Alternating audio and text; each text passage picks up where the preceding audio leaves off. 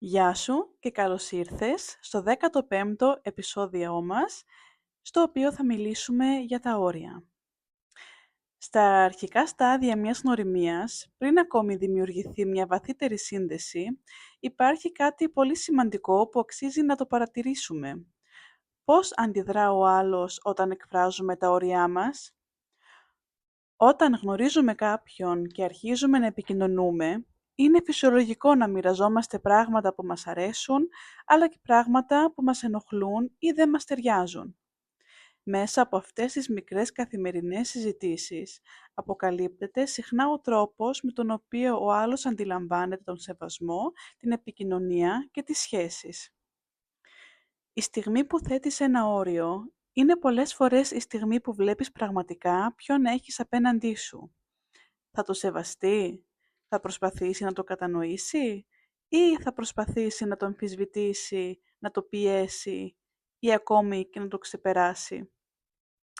Και εδώ εμφανίζεται μια φράση που ακούμε συχνά. «Απλώς ήθελα να δω μέχρι πού φτάνουν τα όρια σου» ή το άλλο «Σε τεστάριζα». Όμως, τι ακριβώς σημαίνει αυτό? Οι υγιείς σχέσεις δεν χρειάζονται τεστ. Δεν είναι παιχνίδι εξουσίας, ούτε ένας διαγωνισμός για το ποιος θα έχει το πάνω χέρι. Όταν κάποιος δοκιμάζει επανειλημμένα τα όρια σου, δεν εξετάζει μόνο εσένα.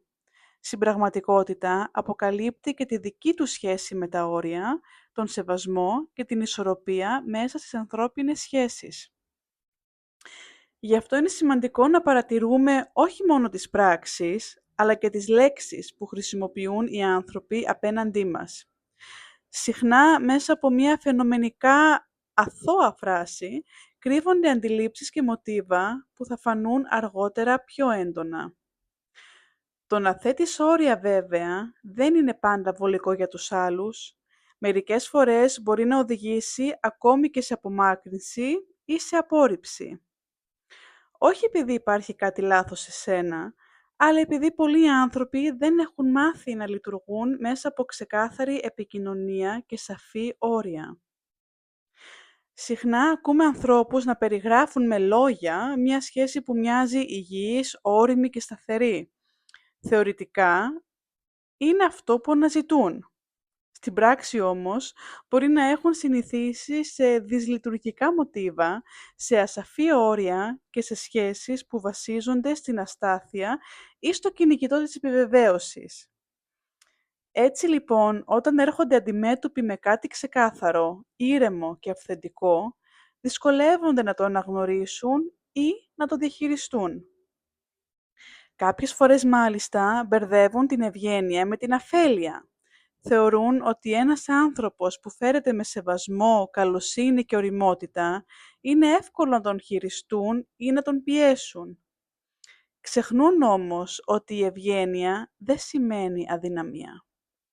Το να είσαι ευγενικός δεν σημαίνει ότι δεν έχεις όρια. Το να είσαι καλός δεν σημαίνει ότι θα επιτρέψεις στον οποιονδήποτε να σε προσβάλλει ή να σε ξεπερνά. Σημαίνει απλώς ότι έχεις επιλέξει να λειτουργείς με βάση τις αξίες σου.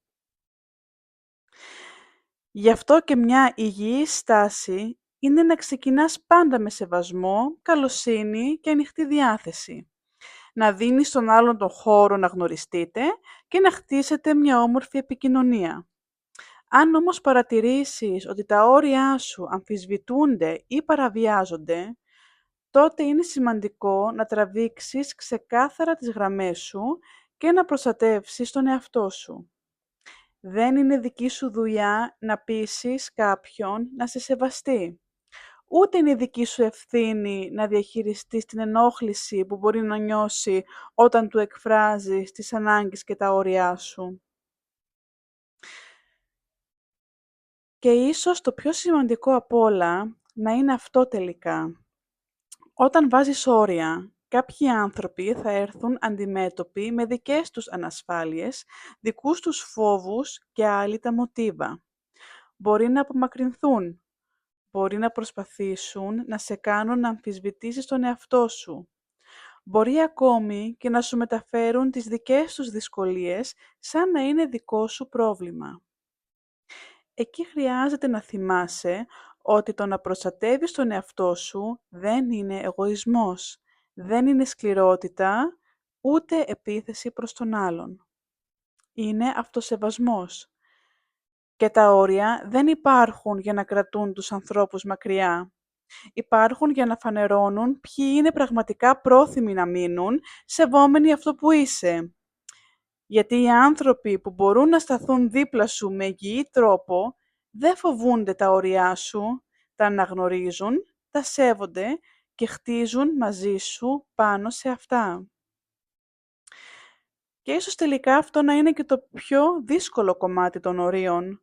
Όχι να τα θέσεις, αλλά να αντέξεις αυτό που θα ακολουθήσει μετά. Να αντέξεις το ενδεχόμενο κάποιος να απομακρυνθεί. Να αντέξεις να μη σε επιλέξει επειδή δεν μπόρεσε να σε χειριστεί, να σε πιέσει ή να σε κάνει να προσαρμοστείς στις δικές του ανάγκες εις βάρος των δικών σου. Όμως κάθε φορά που επιλέγεις να προδώσεις τα όρια σου για να κρατήσεις κάποιον στη ζωή σου, χάνεις λίγο από τον εαυτό σου. Ενώ κάθε φορά που επιλέγεις να σεβαστείς τον εαυτό σου, ακόμη και αν αυτό σημαίνει ότι κάποιος θα φύγει, κερδίζεις κάτι πολύ πιο σημαντικό, την εμπιστοσύνη προς εσένα. Γιατί στο τέλος της ημέρας, ο στόχος δεν είναι να μας αποδεχτούν όλοι. Ο στόχος είναι να μας αποδεχτούν οι σωστοί άνθρωποι. Εκείνοι που δεν θα τρομάξουν από την ξεκάθαρη επικοινωνία, που δεν θα δουν τα όρια μας ως πρόκληση, αλλά ως ένδειξη αυτοσεβασμού. Και να θυμάσαι ότι τα όρια σου δεν είναι τείχη που κρατούν την αγάπη απ' έξω. Είναι οι πόρτες που επιτρέπουν να μπει μέσα μόνο ό,τι είναι πραγματικά καλό για σένα.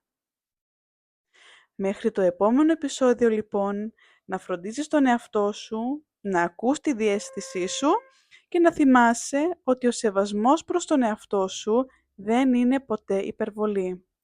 Είναι η βάση πάνω στην οποία χτίζονται όλες οι υγιείς σχέσεις. Να προσέχεις.